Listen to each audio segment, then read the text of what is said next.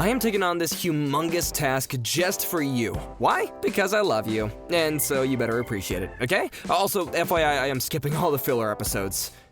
Meet Luffy, a kid who ate a devil fruit that turned him into rubber because apparently being stretchy is worth never swimming again.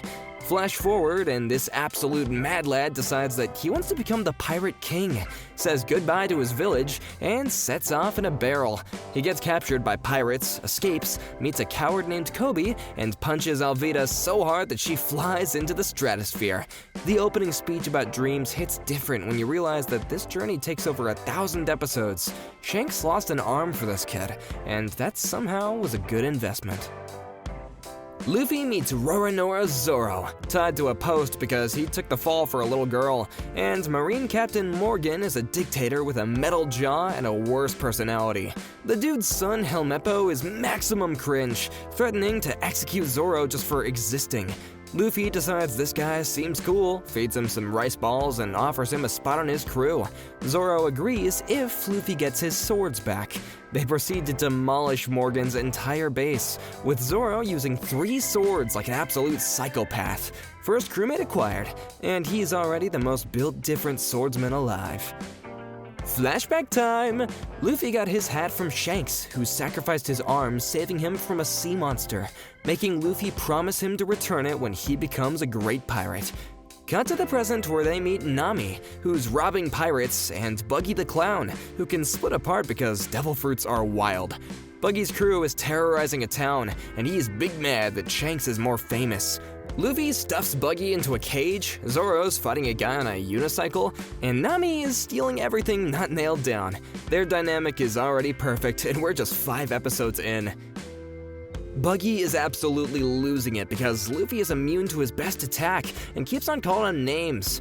The fight gets serious when Buggy starts using his chop powers creatively, but Luffy just grabs all of his body parts and beats him with them, which is both hilarious and effective. Nami joins the crew, but only for the money, apparently, which is the most tsundere recruitment ever. They steal Buggy's treasure and they sail off. 3 crew members, 1 ship, 0 brain cells between them. Well, not exactly. Nami is pretty smart. The Grand Line doesn't know what's coming. They arrive at Syrup Village and meet Usopp, a guy who lies so much that the entire village just ignores him when he screams about actual pirates attacking. His crew is 3 kids with slingshots. Kaya's butler, Klahadore, is actually Captain Kuro in disguise, planning to kill her for inheritance money after years of playing domestic servant. Usopp has severe abandonment issues because his dad left to be a pirate and his mom died waiting. Despite being a coward, he'll die protecting his village. The irony of nobody believing the boy who cried wolf when the wolves actually show up is painful. Kuro's plan falls apart because Luffy doesn't care about tactics, and Zoro's just better at sword fighting. Kuro uses his super speed claw technique that's genuinely dangerous, moving so fast that he's invisible and slicing everything. But Luffy just tanks the damage and punches him into the dirt because rubber powers are broken, and willpower trumps planning. Usopp defends Kaya despite being terrified and outmatched. They get the Going Merry as a ship. Usopp joins as a sniper, and his flag design is somehow worse than Luffy's drawing skills. 4 Straw Hats now, and still no brain cells. Welcome to Berity, the only restaurant on the ocean where the cooks will kick you harder than they'll cook food for you. Sanji shows up being the biggest simp in anime history, spinning around any woman while drop-kicking every man. He feeds a starving pirate, Don Krieg, who immediately betrays him because pirates are trash. Sanji's backstory with Zeph is devastating. They survived on a rock with no food, and Zeph gave him all of it while sacrificing his own leg. Now Sanji can't let anyone starve, and Zeph pretends to hate him while being the most supportive dad. The leg wasn't even needed for the peg leg look. Don Krieg shows up with a battered flagship and 50 ships worth of audacity, demanding food and the Berity itself because he's the biggest narcissist in the East Blue. Mihawk follows him for entertainment, casually destroys his fleet because he's bored, and then pulls out the world's strongest and tiniest sword to fight Zoro. Zoro loses badly, but earns respect by taking a chest slash without running. Sanji fights Gin, who's actually honorable, and Pearl, who's just annoying. Luffy beats Krieg with a broken mast, and Sanji finally joins the crew after Zeph tells them to chase his dreams. 5 down. Plot twist, Nami has been working for Arlong the entire time, stealing the Going Merry and breaking everyone's hearts. Turns out, Arlong is a Fishman supremacist who's been terrorizing her village for 8 years and making her draw maps and charging villagers to exist. Nami made a deal to buy the village's freedom for 100 million berries, spending years stealing from pirates while pretending to be heartless. The village hates her, not knowing that she's sacrificing everything for them. Arlong's crew is legitimately dangerous, with underwater advantages that hit different. Depression arc activated before we even knew what those were. Nami's been one betrayal away from completely breaking for years. The village finds out the truth, prepares to fight Arlong despite having 0 chance, and Nami tries to stop them. She finally breaks down and stabs her Arlong pirate's tattoo repeatedly, and Luffy just puts his hat on her head without a word. She asks for help, and he walks toward Arlong Park, ready to delete everyone. The Luffy help me scene is peak fiction even 20 years later. Sometimes the best thing that you could do for someone is just show up ready to throw hands. No question, no judgment, just unconditional ride or die energy. Arlong Park raid time. Everyone gets matchups. Zoro fights Hachin the octopus while still injured from Mihawk, which is insane, but he actually wins anyway because, well, he's built different. Sanji's underwater fighting a Fishman, which should be impossible, but simp energy transcends logic when he's protecting Nami. Usopp's doing his best and somehow not dying, which is its own victory, honestly. Arlong throws Luffy into an ocean tied to a boulder because Fishmen have home advantage. But Nami and Sanji save him. It's chaotic, everyone's outmatched, but they're fighting for Nami's freedom, and that's enough. Nakama power activating. Luffy climbs to Arlong's map room where Nami has been trapped for years, sees her suffering crystallized in thousands of maps that she drew for her oppressor, and destroys the entire room because some rooms need to stop existing. He crashes through multiple floors fighting Arlong, who keeps on preaching Fishman supremacy while getting bodied. Final clash has Luffy spinning like a helicopter and stomping Arlong through the building into the ground. Arlong Park collapses, the village is free, and Luffy gets his first ever wanted poster. Nami is officially a Straw Hat and finally smiles for real. The celebration is perfect. 6 crew members and infinite vibes. Well, wait, I guess it's still 5, I don't know. They roll into Loga Town, where Gold Roger was born and executed, so naturally Luffy wants to see the execution platform. Everyone splits up to shop. Zoro's looking for swords and meets Tashigi, who's identical to his dead childhood friend, which is emotionally complicated. Sanji's smoking and philosophizing, Usopp is buying supplies while lying, and Nami's doing what she does best, acquiring things with flexible payment plans. Luffy stands on the platform where the Pirate King died and declares that he'll become the next one. Buggy shows up for revenge with an execution setup because this clown never learns when he's outclassed. Buggy is about to execute Luffy on the same platform that Roger died on, which would be poetic if it wasn't stupid. Lightning strikes the platform at the exact moment though, saving Luffy in the most plot armor way possible. And later we find out that his dad, Dragon, was in town, which explains nothing and everything. Smoker shows up with smoke powers being absolutely cracked, faster than anyone in the East Blue, and chases them to the docks. Dragon stops Smoker mysteriously, and the crew barely escapes, and they enter the Grand Line through Reverse Mountain. The ocean goes upward because physics is a suggestion here. The new world awaits, and everyone's excited. Nobody is ready. They shoot up Reverse Mountain doing Mach 5 and crash into a whale the size of an island named Laboon. This whale's been headbutting the Red Line for 50 years waiting for a pirate crew that is definitely dead, and he's covered in scars and depression. Crocus explains the tragic story. Laboon's friends promised to return and never did. Luffy decides to fight the whale, which is the most Luffy solution possible, draws a terrible Straw Hat flag on him, and promises to come back for a rematch after they sail the Grand Line. Laboon stops trying to kill himself. Sometimes the best therapy is punching and promises.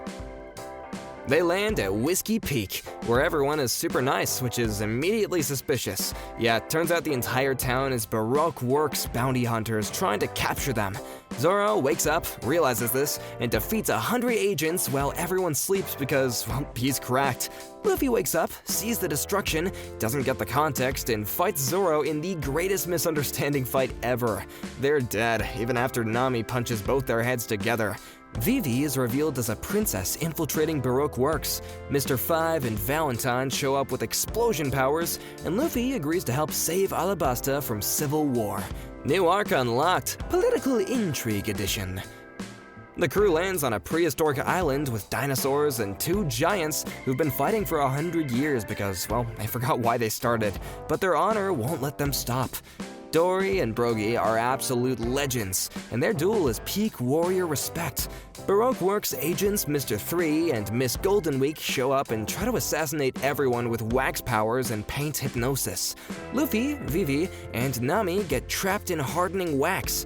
Usopp and Karoo have to clutch, and Luffy nearly breaks his legs escaping. Dory and Brogy help them escape with a giant attack that clears the path. Perfect island, giant respect earned, Nami gets sick. Nami got a plague because the Grand Line said choose death, and now she's dying with a life-threatening fever. They need a doctor immediately, but the next island is a winter wasteland ruled by King Wapol, who exiled all the doctors except for one. Luffy climbs a mountain in a blizzard carrying Nami and Sanji on his back, barefoot, getting frostbite because he refuses to let his navigator die. His determination is actually insane. Meanwhile, Wapol returns, and Dalton tries to defend the island despite being outmatched. Finally, they reach Kureha, the 139-year-old doctor who can save Nami. Sakura blossoms fall in winter. Something important is coming. Chopper's backstory drops, and it's devastating from start to finish. Born with a blue nose, rejected by reindeer, ate a devil fruit, and rejected by humans for being a monster. Hiruluk, a quack doctor, takes him in and shows him kindness for the first time. Hiruluk is dying but still believes that he can save the country's heart with cherry blossoms. Chopper brings him poisonous mushrooms, trying to help. Hiruluk eats the soup, knowing it's poison, because, well, he won't break Chopper's spirit, and then he blows himself up rather than die from illness. When do you think people die? When they're forgotten. Crying in the club at a reindeer backstory absolutely wrecked emotionally. Luffy has had enough of Wapol's existence and punches him so hard that he becomes a constellation, sending him flying across the country. Chopper learns Hiruluk's dream lives on through Kureha and the pink snow. He's been alone on this mountain for years, convinced that he's a monster, until Luffy says, "Shut up, let's go," and the crew accepts him completely. Chopper cries, joins as the ship's doctor, and finally has a family. Dr. Kureha fires the cannons with pink powder, creating cherry blossoms across the snow as they leave. He was a great man, wasn't he? The send-off is beautiful. 6 straw hats now, and Alabasta awaits. Luffy's older brother Ace shows up being cool as hell with fire powers, and the dynamic is immediately perfect. Luffy is chaotic stupid, Ace is chaotic genius. They share a backstory over food, and Ace is hunting Blackbeard, who killed a crewmate. Ace gives Luffy a Viver card, which points to him always, which definitely won't be important later in the most devastating way possible. Smoker is still chasing them because this man never gives up. Ace stops Smoker effortlessly, showing the power gap between East Blue and the Grand Line. He leaves to continue his hunt, and this is the last good time they'll have together. Everything is about to go wrong. Crocodile is built different, an actual tactical genius versus Luffy's punch harder strategy. First fight, well, Crocodile turns into sand, drains Luffy's water, and leaves him to die in quicksand. Luffy survives because of plot armor and stubbornness. They fight again. Luffy uses water and actually lands hits. And then Crocodile stabs him with a poison hook and buries him alive. Luffy should be dead twice over. Robin saves him for mysterious reasons. Meanwhile, Zoro's fighting Mr. One, who's literally made of blades. Sanji's having a mental breakdown about kicking women, and Usopp's somehow surviving against actual killers. The crew is scattered, outmatched, and refusing to lose.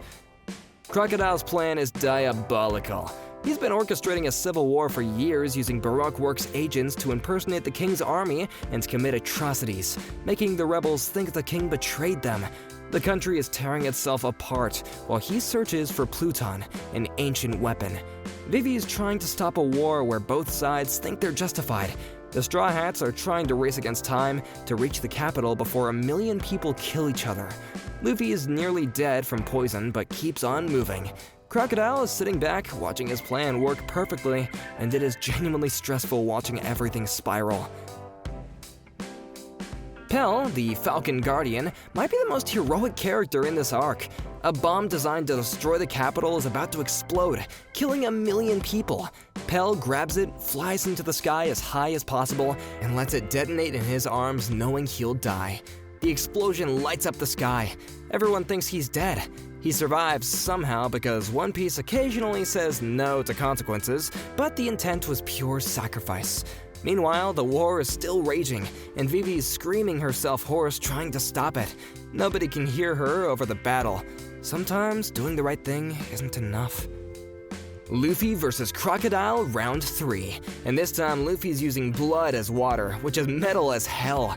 Crocodile's losing it because this rubber idiot won't stay down despite being poisoned, dehydrated, and stabbed. They crash through the palace ceiling mid-fight. Luffy learns the ultimate technique, punching through bedrock. Final attack sends Crocodile up through multiple layers of stone, ending his plan and his consciousness. Rain finally lands on Alabasta after years of drought. The rebels and King's army realize that they've been manipulated. War ends, and Vivi has to choose between the crew and her country. She stays, but she's always a Straw Hat. X marks the spot. They land on Jaya looking for information about Sky Islands, and immediately meet Blackbeard in a bar, having the most philosophical conversation about dreams. A man's dream will never die. It's different knowing what's coming. Bellamy mocks Luffy for believing in Sky Islands, and Luffy doesn't fight back because, well, Shanks taught him that some battles just aren't worth it. Later, Luffy punches Bellamy into the ground in one hit for insulting his friends. They meet Mont Blanc Cricket, who's been diving for years to prove his ancestor wasn't a liar. The parallels to Usopp are intentional and painful. Sky Island is real. Cricket helps them modify the ship and explains the Knock-Up Stream, a massive geyser that launches ships into the sky with near zero survival rate. Bellamy's crew tries to steal the gold, and Cricket protects it despite being beaten, and Luffy shows up moving different after that Bellamy disrespect. They sail into a whirlpool towards a massive explosion of ocean. The Going Merry rides a vertical column of water going straight up at terminal velocity, while Sea Kings attack. They break through the clouds and land at a cloud sea. Sky Island is real. Mont Blanc's ancestor wasn't lying. Cricket hears the ship's bell from below, and everything paid off. Skypea has been at war for 400 years over land, which is wild when you're literally on clouds. The Shandians were kicked out of their homeland when it was launched into the sky, and they've been fighting to reclaim it ever since. Wiper is the most dedicated warrior with zero chill, using reject dials that deal massive damage but destroy his own body. Enel's ruling as god with lightning powers, and his priests are actually dangerous with observation hockey. Before we knew what that was. The forest is an actual death trap, and Luffy's exploring like it's an amusement park while everyone is fighting for survival. Enel is genuinely terrifying. He can hear everything on the island with observation hockey, and he has unlimited lightning power, believing that he's invincible because, well, he basically is. He casually murders his own priests for losing. His plan is to destroy the entire Sky Island and sail to the moon in an electric arc, which is both insane and feasible. Nami, Sanji, and Usopp try to stop him and nearly die. Lightning can't be blocked. But then, Luffy shows up and Enel's whole worldview shatters because rubber is immune to electricity.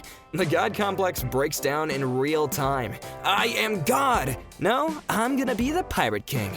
Peak disrespect. Enel transforms into a giant lightning form and starts destroying everything because if he can't be God, then nobody gets to exist. He's genuinely trying to genocide an entire Sky Island. Luffy fights him in the massive Golden Bell Tower while the island is falling apart. The fight's personal now. NL represents opposition and false divinity. Luffy represents freedom and dreams.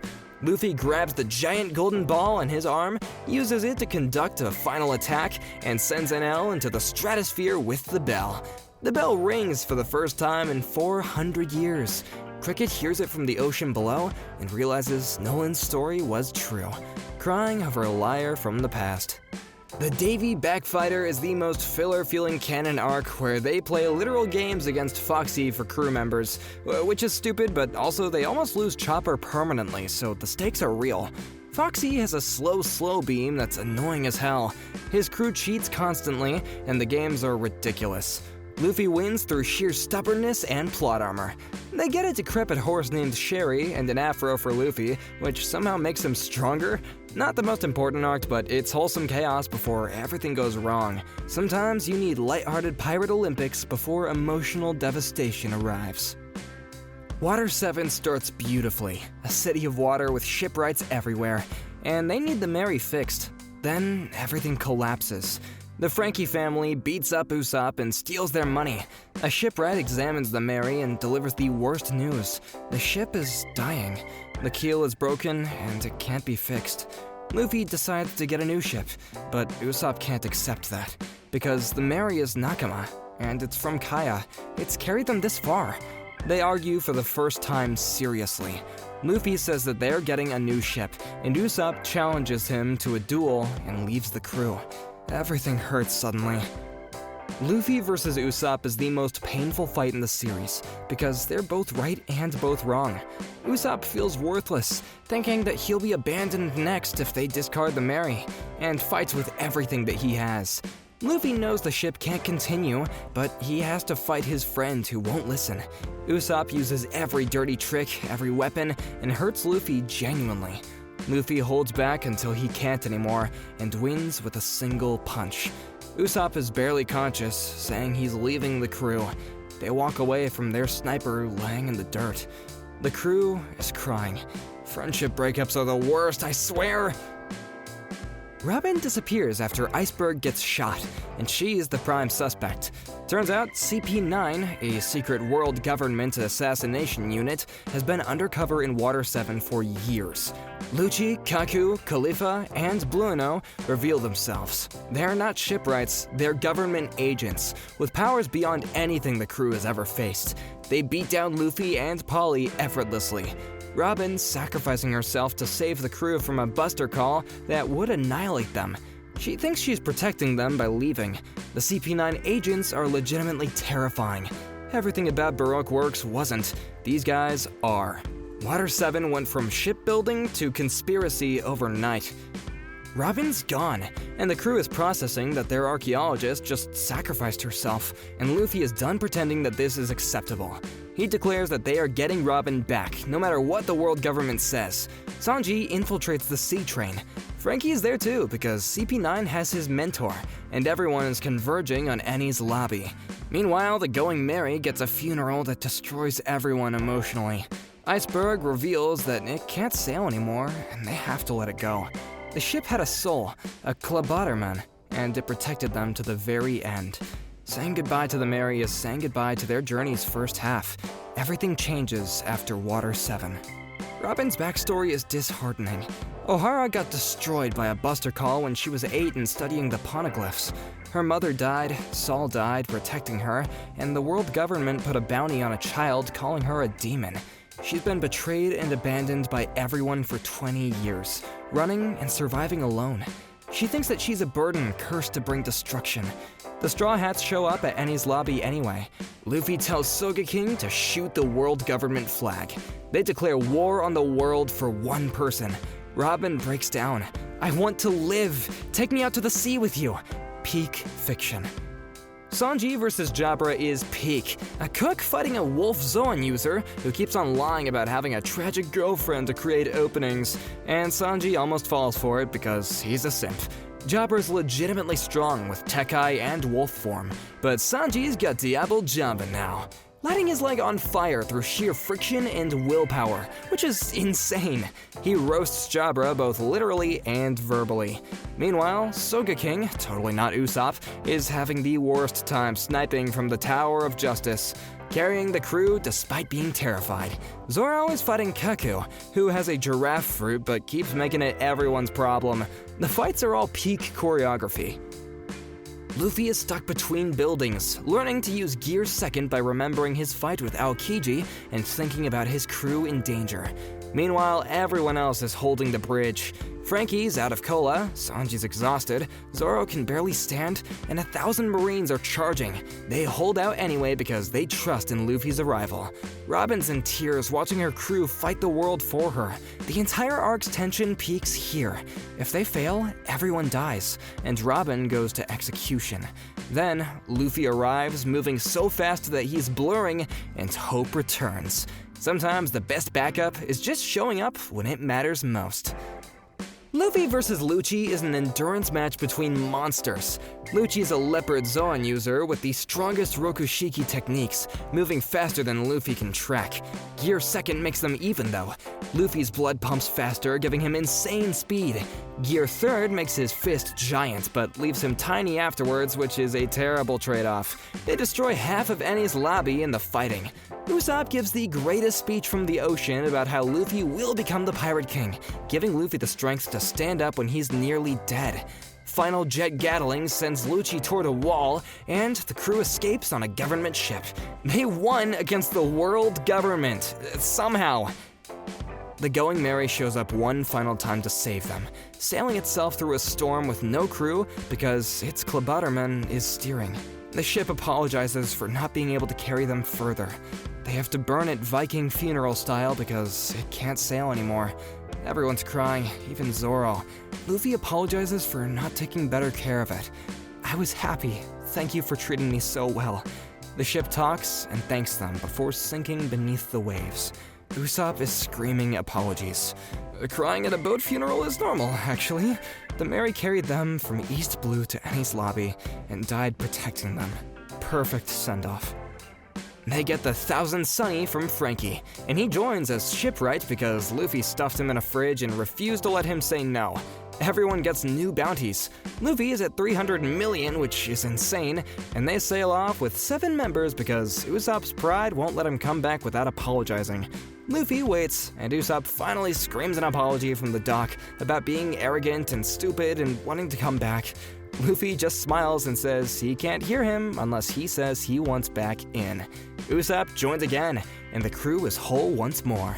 8 Straw Hats are now heading toward Thriller Bark, where everything is about to get weird. They enter the Florian Triangle, where ships disappear constantly, and it's horror movie vibes immediately. A skeleton with an afro floats by, asking for panties, which is the most One Piece introduction possible. Brook has been alone on a ghost ship for 50 years, waiting to see Laboon again because he promised.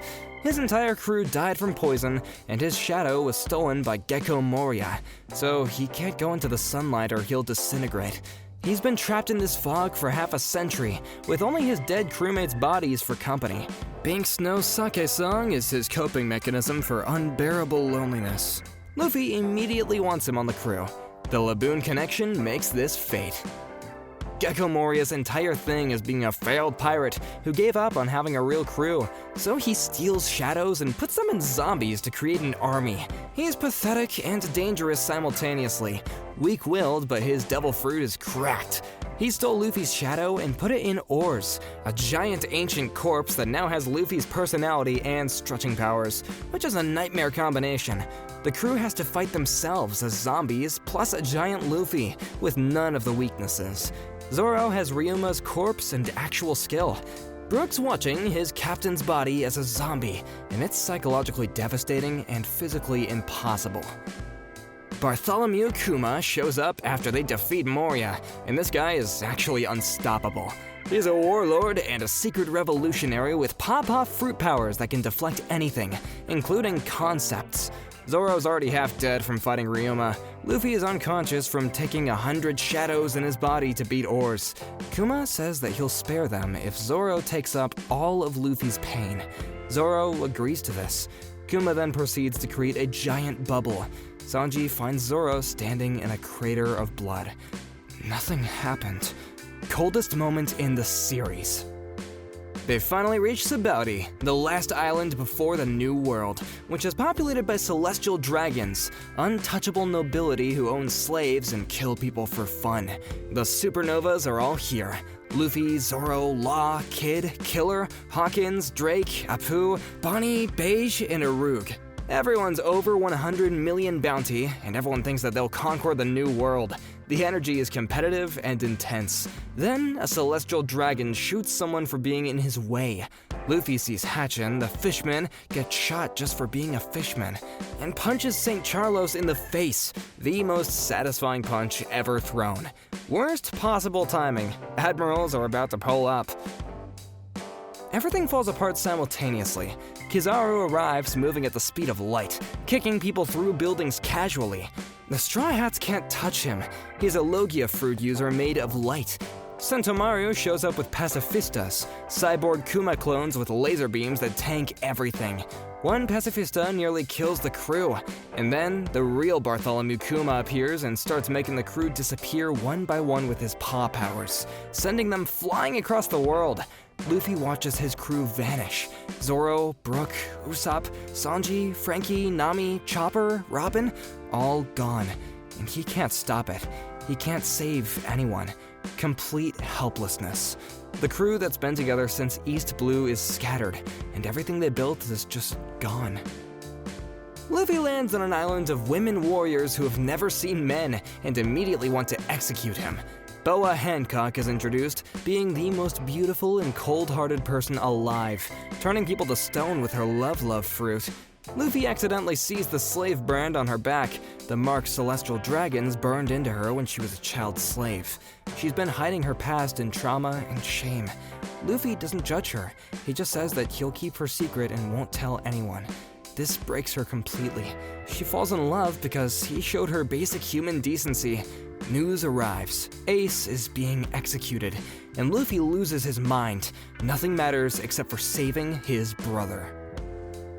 Luffy breaks into Impel Down, the world's most secure prison, with zero plan except for find Ace. Every level is a different hell. Level 1 has Blade Forests, Level 2 has Beastmasters, Level 3 is a heat desert, Level 4 is a literal burning hell. He meets Buggy and Mr. 3, who are somehow still alive and reluctantly team up. Bon Clay sacrifices himself to open the gates, which is devastating because he's ride or die for Luffy despite being enemies before. Luffy's running on pure willpower, fighting through guards and Warden Megalon, who has poison powers that nearly kill him. Every second matters, and Ace is on the floor below, getting closer to execution. Luffy is dying from Megalon's poison, hallucinating and convulsing. Bon Clay carries him through multiple levels to find Ivankov, the queen of level 5.5, a secret paradise inside the prison. Ivankov has hormone powers that can save Luffy with a 10% survival rate treatment that takes days. Luffy takes it because he has to save Ace. He wakes up, learns Ace already left for execution, and absolutely loses it. Breaks out of Impel Down with every dangerous prisoner that he can recruit. Crocodile, Mr. 1, Daz Bones, Jinbei, they're all enemies but united in escaping.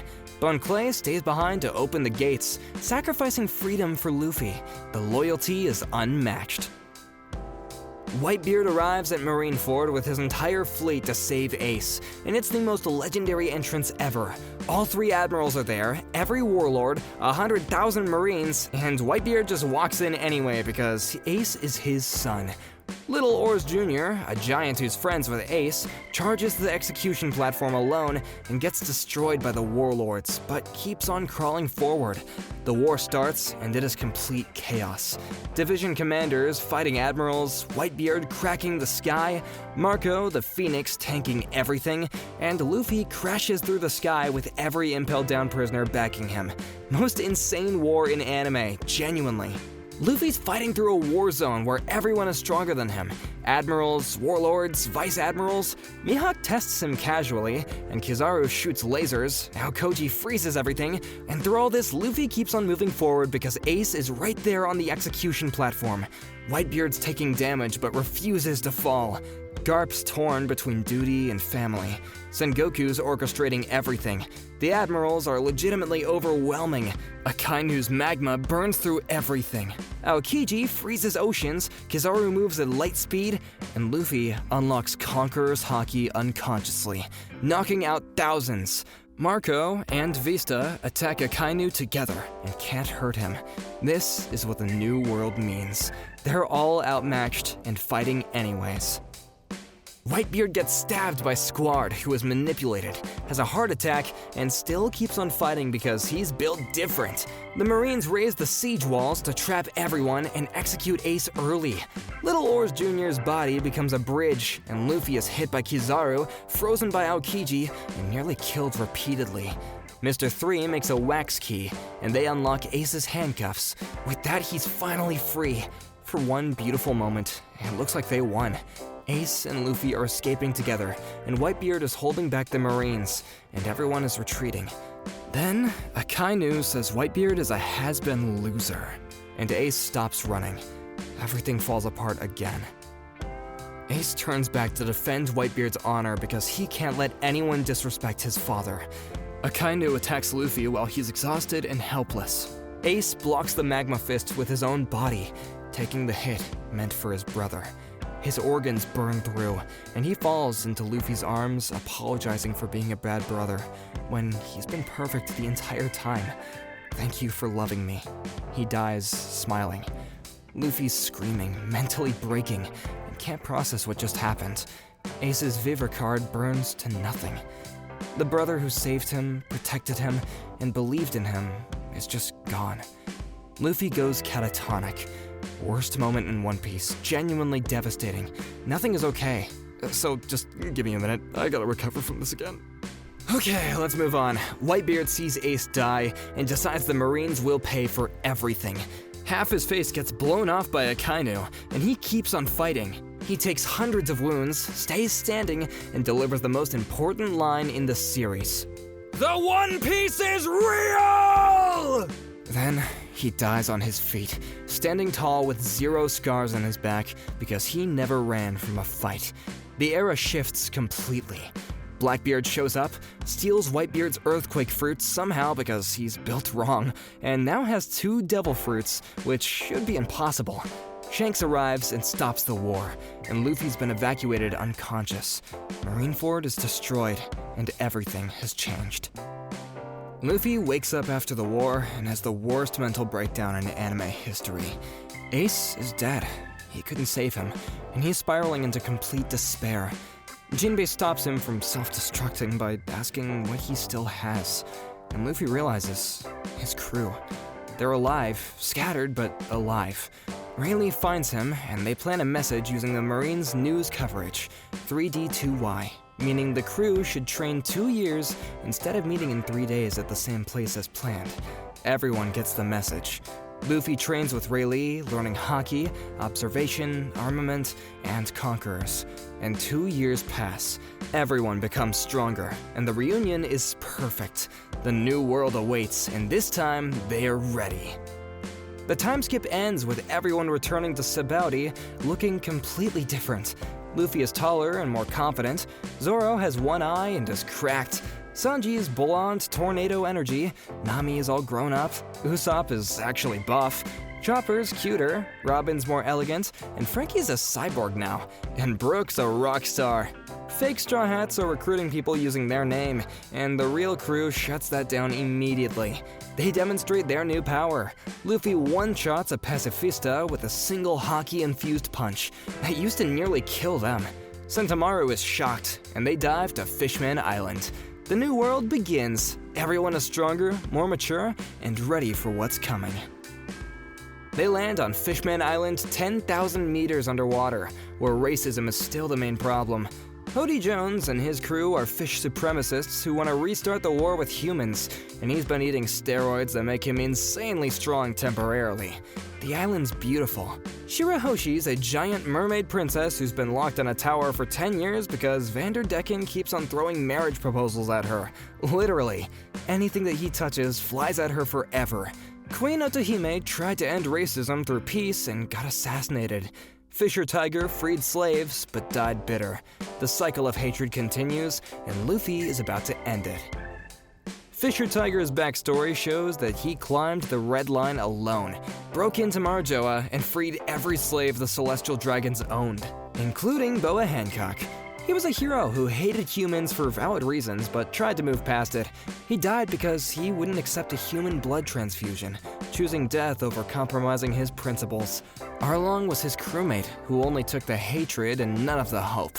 Jinbei tried to bridge the gap between species. Otohime preached forgiveness and got shot by a human who was actually manipulated by Hody. The tragedy is that the good people keep dying and the cycle continues. Luffy doesn't care about any of it, he just punches racism. Luffy fights Hody underwater in the plaza, demonstrating how much stronger he's gotten. Red Hawk is fire underwater, which breaks physics but looks incredible. Hody has taken steroids, becoming more monstrous but weak mentally, and Luffy beats him with basic attacks, proving that hatred makes you weaker, not stronger. Shirahoshi is revealed to be Poseidon, one of the ancient weapons that can control Sea Kings, which definitely won't be important later. Big Mom's territory is their next destination, and she's already mad that they're coming. Luffy declares that he'll beat her and take Fishman Island under his protection. They escape headed to the New World, and everything's different now. They land on Punk Hazard, an island that's half burning and half frozen because Akainu and Akoji fought here for 10 days for the fleet admiral position. Akainu won, Aokiji left the Marines, and the island's permanently scarred. Law is here proposing an alliance to take down Kaido, which sounds suicidal, but Luffy agrees immediately because impulse control died in East Blue. Caesar Clown is experimenting on children, making artificial devil fruits for Doflamingo's underground operation. The crew gets separated again, and bodies get swapped because Law's fruit is ridiculous. And Nami is put in Frankie's body while Sanji is in Nami, having the time of his life. Yeah, pure chaos. Law's backstory reveals that he was a terminally ill child saved by Corazon, Doflamingo's brother, who was an undercover Marine. Corazon fed Law the Up fruit to save his life, and then died protecting him from Doflamingo. Virgo's Doflamingo's spy in the Marines, with Haki so strong that he breaks bamboo with it. Law cuts the entire facility in half with his room ability, which is insane, and they capture Caesar, declare war on Doflamingo, and head to Dressrosa. The alliance is real, and Kaido's in their sights. Big Mom's already mad at them. 2 Yonko as enemies before they even reach the New World properly.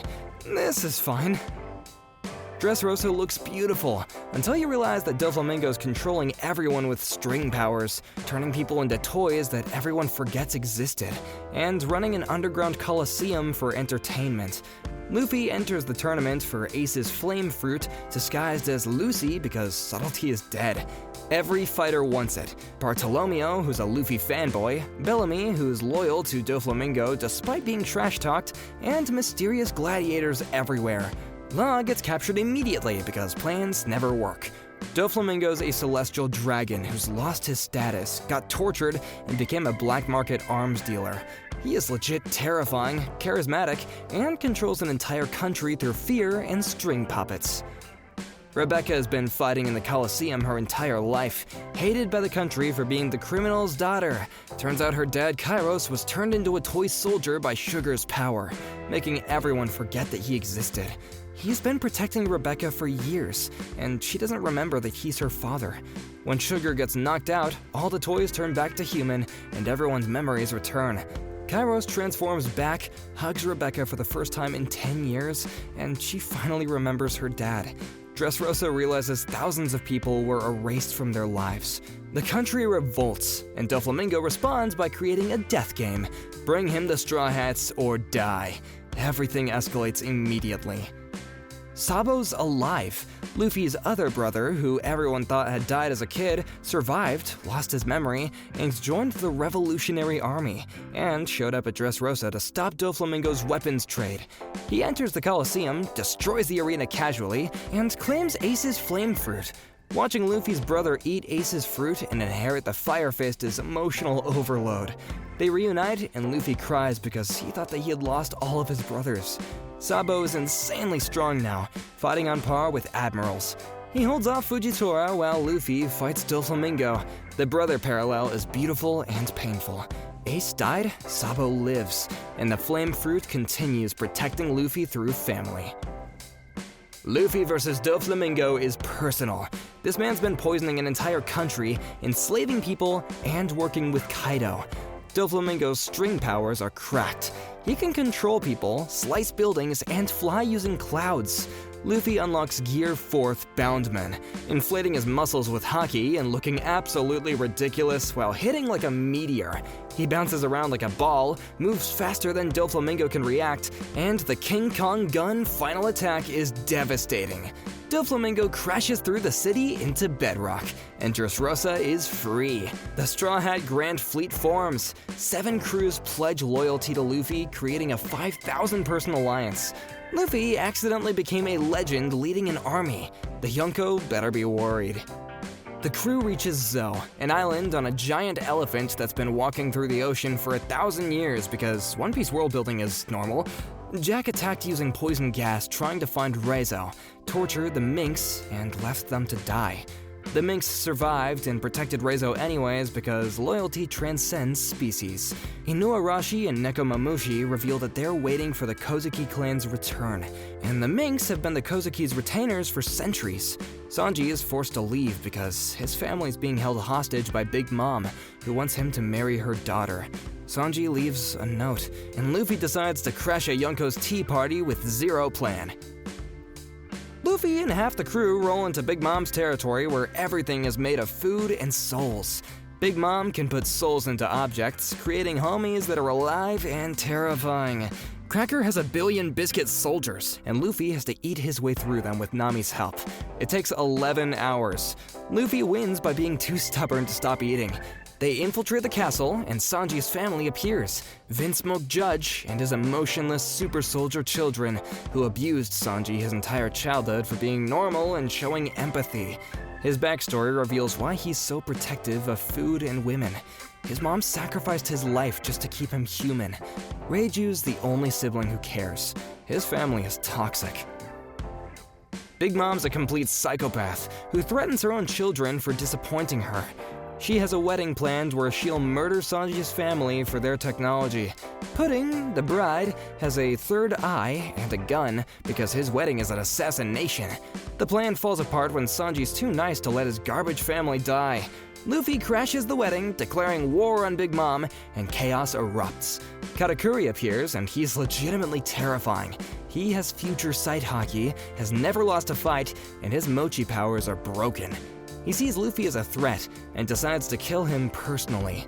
The crew is completely outmatched but committed anyways. Luffy versus Katakuri becomes an endurance war lasting 12 hours in the Mirror World. Katakuri is stronger, faster, and can use the future, making him impossible to hit. And Luffy is getting destroyed but keeps on standing because giving up isn't in his programming. He starts copying Katakuri's future sight mid-battle through pure combat instinct. Katakuri respects him, asking if he'll come back to beat Big Mom. Luffy says yes, and Katakuri falls on his back for the first time ever, acknowledging Luffy's growth. Meanwhile, the crew is escaping. Pedro sacrifices himself by blowing up the fleet. Sanji bakes a wedding cake to stop Big Mom's rampage, and they barely survive. Luffy's declared the 5th emperor now. All the world's leaders gather at Marijo for the reverie, and it's political tension central. Shirahoshi almost gets enslaved by a celestial dragon again because they are irredeemably awful. Vivi's in danger. Sabo and the Revolutionary Army infiltrate to declare war, and Imu-sama appears sitting on the empty throne that symbolizes that no one rules the world. Except someone does. The world's government has been lying about everything. Sabo tries to rescue Kuma, who's been turned into a slave cyborg for the Celestial Dragon's amusement. Something terrible happens that gets covered up by the media. We still don't know what. Wapol sees Imu and runs. The foundation of the world is cracking. The crew reaches Wano, which is stuck in the Edo period under Kaido and Orochi's tyrannical rule. Luffy immediately starts a fight that he can't win, gets one-shot by Kaido in dragon form with a singular Thunder Bagua, and wakes up in prison with zero memory of losing because the hit was that devastating. Zoro's killing magistrates accidentally, Sanji is infiltrating bathhouses, and Law's plans crumble because Luffy has the tactical patience of a toddler. They meet Kinemum's wife, who's been waiting 20 years for him to return, and the country is starving on purpose. Kaido is the strongest creature alive. This is the real New World. Oden's backstory begins, and it is devastating. He was Wano's strongest samurai, sailed with Whitebeard, and then joined Roger for the final voyage and learned the truth about the world. He came back to save Wano from Orochi and Kaido, but got tricked into dancing like a fool for 5 years to save hostages. When he finally attacked, he was captured and boiled alive in oil for an hour to save his retainers. Oden stood in boiling oil, holding 9 people above his head, smiling, and when he was shot, his final words were about opening Wano's borders. His wife Toki walked into the flames with him after sending their retainers 20 years forward with her time fruit, generational trauma at its finest. Wano's even worse than it appeared. Kaido is forcing people to eat smile fruits that only have a 10% success rate. The 90% who fail lose the ability to express any emotion except for smiling and laughing. They're crying inside, but their faces only smile. Toko laughs at her father's funeral because she can't stop, and Orochi kills people for smiling at him. The cruelty is systemic and intentional. Luffy learns advanced armament haki in prison from an old man Hyogoro. Zoro gets Enma, Oden's sword that drains haki automatically, and Big Mom shows up with amnesia, then gets her memory back and allies with Kaido temporarily. 2 Yonko in one place. The raid preparation intensifies. The raid on Onigashima begins with the entire Samurai Allegiance versus Kaido and Big Mom's combined forces. Luffy is leading an army now. The Straw Hats, the Heart Pirates, the Kid Pirates, the Samurai, and the Minks in Sulong form. They sail to the island in a storm with zero fear. Kinemon's plan actually works for the first 5 minutes before falling apart. Kaido and Big Mom are drinking together, and the Alliance's first sight is 2 Yonko casually hanging out. The odds are impossible. 9 scabbards attack Kaido together using Oden's techniques, and they actually make him bleed. And then he gets serious, and the power gap shows. Act 3 escalates immediately. Luffy reaches the roof and fights Kaido with the worst generation, Law, Kid, Killer, and Zoro backing him up. It's the first time Luffy's fought alongside rivals as equals. Kaido's in dragon form, tanking everything. Big Mom's using Zeus and Prometheus, and the attacks are insane. Ocean Sovereignty, Thunder Bagua, Kong Gatling. Luffy unlocks Advanced Conqueror's Haki mid-battle, coding his attacks in Black Lightning. He hits Kaido so hard that they split the sky like Whitebeard and Roger. Zoro scars Kaido with Ashura before passing out from Hawkeye damage. The rooftop battle is peak choreography. 5 supernovas versus 2 Yonko. This is the pinnacle. Zoro fights King and becomes the king of hell, literally. Luffy loses to Kaido again and dies before his devil fruit awakens, revealing the truth. It's not the Gum fruit, it's the human fruit model Nika from the sun god of liberation. Gear 5th transforms Luffy into a cartoon character with white hair, reality-bending powers, and the most ridiculous fighting style imaginable. He grabs lightning, turns Kaido into a jump rope, runs on air, and fights with pure joy and freedom. The awakening turns his heartbeat into drums of liberation. Kaido fights seriously using drunk forms and awakened dragon powers. The final clash is Luffy's giant fist versus Kaido's flame dragon, and Luffy punches him so hard that he crashes through Onigashima into the Earth's mantle. The entire country sees the dawn. Wano is free, but the cost was devastating. Ashura Doji died, Izo died, and Kanjuro betrayed them and also died. Momonosuke aged himself up almost 20 years to become the adult shogun that Wano needs. He creates flame clouds holding up the island while crying because he's still 8 mentally. Yamato declares that she's Kozuki Oden, which is complicated, but she's joining the crew in spirit. Luffy, Law, and Kid all get 3 billion berry bounties, and Luffy and Buggy are declared emperors, which is hilarious for Buggy and deserved for Luffy. The Straw Hat Grand Fleet's bounties are released. Everyone's a problem now. Shanks appears in Wano's waters, but leaves without meeting Luffy because the timing is wrong. Next stop, Egghead. They land on Egghead, the most technologically advanced island, where Vegapunk lives. Except Vegapunk is 6 people. He split his brain into satellites representing logic, evil, wisdom, greed, and his original self. Bonnie is searching for her father, Kuma, and the backstory is just pure suffering. Kuma was a revolutionary, a king, and the kindest person alive, who suffered more than anyone. He became a warlord to protect Bonnie and let Vegapunk turn him into a cyborg weapon, and gave up his humanity and memories so that Bonnie could live. The Celestial Dragons used him as a slave. The cruelty is unbearable. Luffy is furious. I'm not crying, you're crying. His entire backstory was just absolutely gut-wrenching. Saturn arrives and transforms into a demon spider hybrid because the Gorosei aren't human. They're monsters who've ruled for centuries. His powers are legitimately horrifying. He can age people to death, summon circles that explode, and regenerate from anything. Bonnie stabs him, and he doesn't care. Kuma arrives, punches Saturn to protect Bonnie despite being mindless, proving love transcends programming. Luffy goes gear 5th, and the fight is chaos. Kizaru is torn between duty and friendship with Vegapunk. The other 4 elders all arrive. 5 ancient demons versus the Straw Hats. Vegapunk's about to die, but not before broadcasting the truth to the world. Vegapunk dies, but his broadcast activates worldwide, revealing everything the world government has hidden for 800 years. The world is sinking due to ancient weapons. The Void Century existed. The ancient kingdom was real and had ideals the government feared. Joy Boy was real. The One Piece exists. The truth is finally coming out, and the world's reactions are mixed. Some deny it, some believe, and some panic. The Gorosei are trying to stop the broadcast and failing. The Straw Hats are escaping Egghead with the giant pirates' help. Dory and Brogy return as legends, and everything is escalating toward the final war. The journey's almost over, and nothing will be the same. Phew! Okay, if you enjoyed this recap, please give it a like and comment down below any anime that you would like me to recap next. Well, that's all for today. Thanks for watching, and I will see you soon.